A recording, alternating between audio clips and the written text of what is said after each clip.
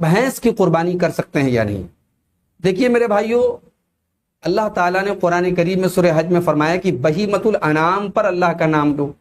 اب بہیمۃ الانعام کون جانور ہیں؟ سورہ انعام کے اندر اللہ تعالیٰ نے وضاحت کی کہ جو بہیمۃ الانعام ہیں، سورہ انعام کی 143 اور 144، 143 اور 144 نمبر کی آیت میں اللہ نے فرمایا ثمانیۃ ازواج، 8 جانور ہیں، من الضأن اثنین ومن المعز اثنین، بھیڑ کا جوڑا، بکرے کا جوڑا، ومن الابل اثنین ومن البقر اثنین، اونٹ کا جوڑا اور گائے کا جوڑا۔ یہی 8 جانور ہیں جو بہیمۃ الانعام ہیں اور جن کی قربانی ہم کر سکتے ہیں۔ حلال تو بہت سارے جانور ہیں، لیکن قربانی سارے حلال جانوروں کی نہیں ہوگی۔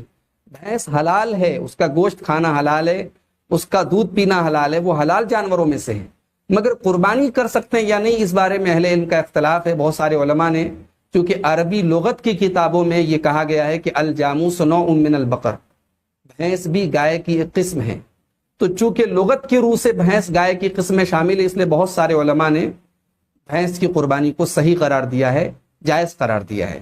دوسری طرف بہت سارے اہل علم ایسے ہیں جو یہ کہتے ہیں کہ دیکھیے اللہ تعالیٰ نے قربانی ایک عبادت ہے، اور عبادت میں ہم اپنا قیاس نہیں لگا سکتے، اپنی منطق نہیں لگا سکتے۔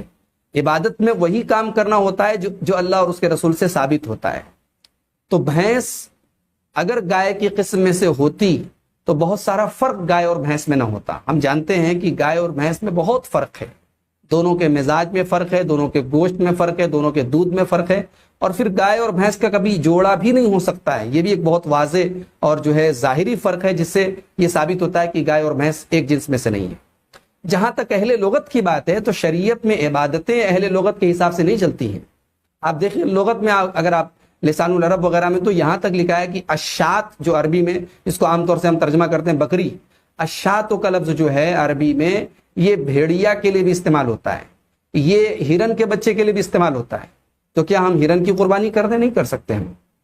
اسی طریقے سے شات کا لفظ عربی میں الحمار الوحشی، جنگلی گدھے کے لیے بھی استعمال ہوتا ہے۔ تو کسی جانور کا حلال ہونا ایک الگ چیز ہے اور قربانی کے جانوروں میں شامل ہونا ایک الگ چیز ہے۔ اس لیے بہت سارے علماء کی تحقیق ہے، لیکن دلیل کے اعتبار سے جو راجح اور مضبوط بات نظر آتی ہے وہ یہی ہے کہ بھینس کی قربانی کے بجائے انہی 8 جانوروں کی قربانی کی جائے۔ ہاں جہاں مجبوری ہو، ہمارے پاس کوئی اور آپشن نہ ہو، کوئی اور جانور اویلیبل نہ ہو، وہاں الگ مسئلہ ہے۔ جہاں ہمارے پاس اور الٹرنیٹ اویلیبل ہے وہاں ہم بھینس کی قربانی سے بچیں اور پرہیز کریں، یہی زیادہ راجح اور مضبوط بات سمجھ میں آتی ہے۔